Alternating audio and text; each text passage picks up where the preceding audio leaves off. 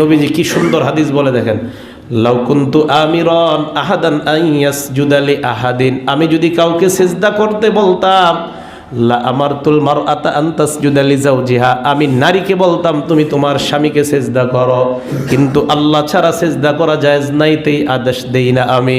অন্য হাদিসে আল্লাহর নবী বলেন, আউয়ালু মা তুসআলু আনহুল মারআতু ইয়াউমাল কিয়ামা আন সালাতিহা ওয়া বালিহা, কিয়ামতের ময়দানে নারীকে সর্বপ্রথম প্রশ্ন করা হবে নামাজের ব্যাপারে এবং তার স্বামীর ব্যাপারে। নারীকে সর্বপ্রথম প্রশ্ন কিসের ব্যাপারে বলেন? 2 নাম্বার, স্বামীর ব্যাপারে সর্বপ্রথম প্রশ্ন করা হবে। আম্মা জান আয়েশা বলেন, ইয়া মাশারান নিসা, হে নারী সম্প্রদায়, লাউ তাআলামনা হাক্কা আজওয়াজিকুন্না আলাইকুন্না, তোমরা যদি জানতা তোমাদের কতটা দায়িত্ব স্বামীদের উপর, লা জাআলাতিল মারআতু মিনকুন্না তামসাহুল গুবার আন কদামাই যাওজিহা বিখদ্দি ওয়াজহিহা, তোমরা যদি স্বামীদের গুরুত্ব বুঝতে পারতা তাহলে তোমরা নিজেদের গাল দিয়া স্বামীর পায়ের ধুলা মুইসা দিতা। হ্যাঁ, স্বামীর পায়ের ধুলা মুইসা দিতা, এত গুরুত্ব। ক্বালা রাসূলুল্লাহ সাল্লাল্লাহু আলাইহি ওয়াসাল্লাম, আল্লাহর নবীর আরেকটা হাদিস, হযরত আবু সাঈদ খুদরি রাদিয়াল্লাহু তাআলা আনহুর বর্ণনা, খরাজা রাসূলুল্লাহ সাল্লাল্লাহু আলাইহি ওয়াসাল্লাম, আল্লাহর নবী বের হলেন। বের হওয়ার পর ফি আদহা আও ফিতরিন, ঈদুল আজহার নামাজ পড়ানোর জন্য অথবা ঈদুল ফিতরের নামাজ পড়ানোর জন্য ইলাল মুসাল্লা, ঈদগাহের দিকে রওনা করলেন। যাইতে যাইতে ফামাররা আলান নিসা, নারীদের পাশ দিয়ে গমন করলেন। দাঁড়াইলেন, দাঁড়ায় বললেন, ইয়া মাশারান নিসা তাসাদ্দাকনা, নারীরা বেশি বেশি সদকা করো, ফাইন্নি উরিতুকুন্না আকসার আহলিন নার, আমি দেখলাম তোমাদের বেশিরভাগ জাহান্নামের মধ্যে। চিন্তা করেন, নারীরা শুই না কয় বিমা ইয়া রাসূলুল্লাহ, হুজুর কেন দেখছেন? নবী বলেন, তুকসিরনাল লাইনা ওয়া তাকফুরনাল আশির, 1 নাম্বার বদভ্যাস, তোমরা বেশি বেশি অভিশাপ দাও। 2 নাম্বার বদভ্যাস, বেশি বেশি তোমরা স্বামীর নাফরমানি করো। এই 2 জিনিসের কারণে তোমাদের ঠিকানা জাহান্নাম। স্বামীর আনুগত্য মানে স্বামীর দাসত্ব নয়। আর এই হাদিসটা আপনি কেন ভুলে যান যে আল্লাহ রাসূল সাল্লাল্লাহু আলাইহি ওয়াসাল্লাম বলেছেন, আল্লাহ ছাড়া যদি কাউকে সিজদা করা যেত, সম্মান বুঝাচ্ছেন, আল্লাহ ছাড়া যদি কাউকে সিজদা করা জায়েজ হতো, আমি মেয়েদেরকে বলতাম যেন স্বামীকে সিজদা করে। কেন? কারণ আপনাকে রেসপন্সিবিলিটি, আপনার খাবার, আপনার ফুড, আপনার শেল্টার, আপনার মানে পুরো দায় দায়িত্ব নিজের হাড় ভাঙা পরিশ্রম দিয়ে, জীবনের ঝুঁকি নিয়ে স্বামী আপনার জন্য করে। সে আপনার সম্মান পাওয়ার যোগ্য তো? সে কি আপনার সম্মান পাওয়ার যোগ্য নয়? আপনি যদি সম্মানের হক আদায় না করতে পারেন তাহলে আপনি অকৃতজ্ঞ। আর অকৃতজ্ঞ মেয়ে কখনো জান্নাতে যাবে? একটা হাদিসে আছে, বেশিরভাগ মেয়ে জাহান্নামের যাওয়ার অন্যতম কারণ হচ্ছে তারা স্বামীর সাথে কুফরি করে। কি করে? তারা সারা জীবন স্বামী ভালোবেসে যায়, ভরণ পোষণ দিয়ে যায়, সব চাহিদা পূরণ করে যায়। একদিন দেখবেন কথা কাটাকাটি হয়েছে, ওই দিন বলে বসবে যে তোমার কাছে আমি কিচ্ছু পাই না সারা। এই যে কুফরি, এই কারণে বিয়ের পর স্ত্রী কার সাথে চলবে, কার কথা মতো চলবেন, শাশুড়ির নাকি স্বামীর?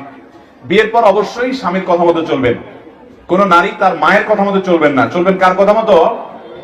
মা তার মর্যাদা অনেক বেশি, সন্দেহ নেই, কিন্তু বিয়ে হওয়ার পর তার মা বা বাবা আর স্বামী দুজনের কথার ভিতরে যদি কন্ট্রাডিক্টরি হয়, সাংঘর্ষিক হয়, একজন নারী কি করবেন? তার প্রথম চেষ্টা হবে সমন্বয় করা, যে কোনো একজনকে বোঝানোর যে তুমি একটু ছাড় দাও, তাহলে তার ঝামেলা দূর হয়ে গেল। যদি কোনোভাবে সমন্বয় করতে না পারেন তাহলে তিনি স্বামীর নির্দেশ মানবেন, কারণ বিয়ে হয়ে যাওয়ার পরে তার অভিভাবক হলো কে? স্বামী। তবে মা বাবার কাছে করজোড় করে মাপ চাবেন, চোখের পানি ফেলবেন, তাদের কাছে দোয়া চাইবেন, ক্ষমা চাইবেন যে আমার অপারগতা, আমি পারছি না, কিন্তু আমার মনে চাচ্ছে তোমাদের কথা শুনতে। তারা বুঝবে যে সন্তান বেয়াদবি করে নয়, বরং স্বামীর আনুগত্য করতে গিয়ে বাধ্য হয়েছে, আসলে সে আমাদের কথা শুনতে চায়। আমরা অনেকে আছি পারিবারিক জীবনে সমন্বয় করতে পারি না, যার কারণে আমরা ভুলগুলো করে থাকি। আল্লাহ আমাদেরকে এই সমস্ত বিষয়ে সঠিক সিদ্ধান্ত গ্রহণ করার তৌফিক দান করুন। ভালো স্ত্রী কি জিনিস এই মুহূর্তে আপনাকে আমি বুঝাতে অক্ষম। হেসে কথা বলে যে সেই ভালো স্ত্রী। স্বামী না থাকলে মোবাইলে কারোর সাথে গল্প করে না, সে হলো ভালো স্ত্রী। হেসে কথা বলে যে সেই হলো ভালো স্ত্রী। স্বামী না থাকলে কারোর সাথে গল্প করে না, সে হলো ভালো স্ত্রী। আদেশ যা করে তাই পালন করে, তার নাম ভালো স্ত্রী। 3টে গুণের ভিত্তিতে স্ত্রী ভালো হতে পারে। 3টে গুণের ভিত্তিতে স্ত্রী ভালো হতে পারে। 1, তার সাথে কথা বললে হাসি মুখে বলে। 2, আদেশ করলে পালন করে। আদেশ করতে হয়, আদেশ করবেন, নিজে নিজে কাজ করবেন না। নিজে নিজে খালি স্যান্ডেলটা খুঁজছেন, খালি খুঁজে বেড়াচ্ছেন, তখন মনে মনে বলছে আমার উপরে রাগ করেছে, সেই জন্য তো আমাকে বলে না। বসে বলবেন, খালেদা জি স্যান্ডেলটা খুঁজে নিয়ে আসো তো। খালেদা 1 গ্লাস পানি নিয়ে আসো। একটু নাম ধরে বলবেন, এটা আদর। আল্লাহ রাসূল বলতেন, আয়েশা জি চাটাইটা দাও তো। আরে চাটাই দিব, আমি তো ঋতুবতী, আমি মসজিদে যাব কি করে? আরে মসজিদে যাওয়া কি করে মানে? হাইজ কি তোমার হাতে লেগে আছে নাকি? যাও যাও মসজিদে যাও, চাটাই নিয়ে এসো, আমি না সালাত আদায় করবো। আয়েশা জি ছুরিটা দাও তো, গরু জবাই করবো, ছাগল জবাই করবো, ভেড়া ধারালো করে নিয়ে আসো। এ দেখেন কথায় কথায় আল্লাহ রাসূল আয়েশার নাম উল্লেখ করে বলছেন। স্ত্রীর নাম ধরে বলতে হবে, সংসার সুখী হবে, নইলে বড় ছেলের নামে বলতে হবে। ওমা মারিয়াম, ওমা আহমদ, আহমদের মা শোনো, ওমা আহমদ, খালেদা শোনো, 1 গ্লাস পানি নিয়ে আসো। খালেদা জামাটা কোথায় একটু দেখো তো। মুখখান ভারী করে নিজে নিজে খুঁজবেন না, হাসি মুখে খুঁজবেন, সংসার সুন্দর হবে। ওর আপনার শান্তি তৃপ্তির জন্য ওকে সৃষ্টি করা হয়েছে। কেন তাকে মারেন, তাকে কেন গালি দেন, তার সাথে আপনার এরকম খারাপ আচরণ কেন? সম্মানিত দিনী ভাই বোন, রাসূল সাল্লাল্লাহু আলাইহি সাল্লাম যেভাবে বললেন, সুখময় জীবন তার 4টা জিনিস আছে যার, 2 ভালো স্ত্রী, 3 আলমার কবুল হানি, একটা ভালো গাড়ি। যদি সাইকেল একটা থাকে ভালো, সেটাও ভালো, আর যদি বারবার চেন পড়ে তাহলে সেটা খারাপ। 4 আল বাইতুল ওয়াসে, প্রশস্ত ঘর, অন্তত মেহমান বাসা ঘরটা বড় হতে হবে, 10 জন 12 জন যেন একসাথে বসে খেতে পারে। মেহমানের ঘরটা বড় হতে হবে, সবাই আপনার বাড়িতে এসে খাবে, আপনি খাবেন, আপনার বউ খাবে, আপনার ভাগ্নে খাবে, আপনার ভাগ্নি খাবে, আপনার বোন খাবে, আপনার দুলাভাই খাবে, আপনার বাপের যত বন্ধু বান্ধব আছে সবাই খাবে। স্ত্রী মন খারাপ করবে এটা আপনি দেখবেন না, আপনাকে ফিরে যেতে হবে আপনার বাপের স্বভাবে, আর আপনার স্ত্রীকে ফিরে যেতে হবে আপনার মায়ের স্বভাবে।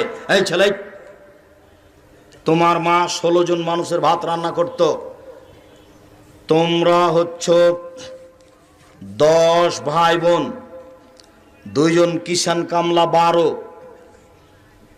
2 জন ফকির ধরে নিয়ে এসেছে 14, তোমার বাপ মা 16 জন মানুষের ভাত রান্না করত, তোমার মা ঢেঁকিতে ধান ভেঙে, কোনোদিন সমস্যা হয়নি। তোমার বাপ যখন মসজিদ থেকে বের হতো রাত এশার সালাতের পরে, তখন মসজিদের ডান দিকে লক্ষ্য করে দেখতো একটা মুরব্বী। যে মুরব্বী কে, বাড়ি কোথায়? ফরিদপুর ভাঙা। খেয়েছেন? জি না, আমার সাথে চলেন। তা আপনার মা কোনো সমস্যা মনে করেনি।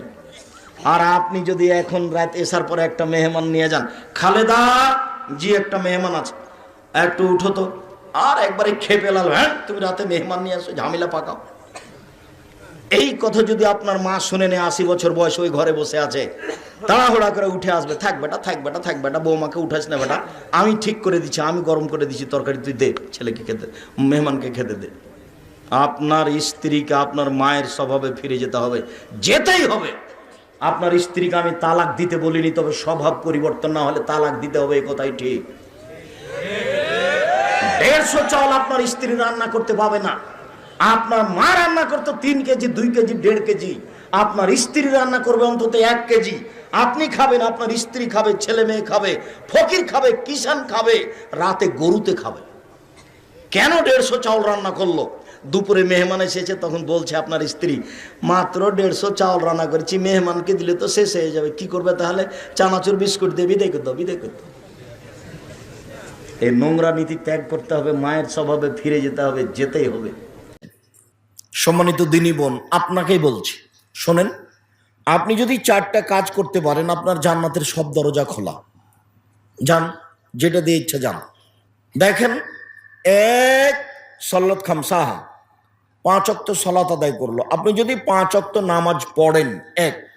2 সমাজ শাহরাহা, রমজান মাসের সিয়াম পালন করলো। আপনি যদি রমজান মাসের রোজা থাকেন।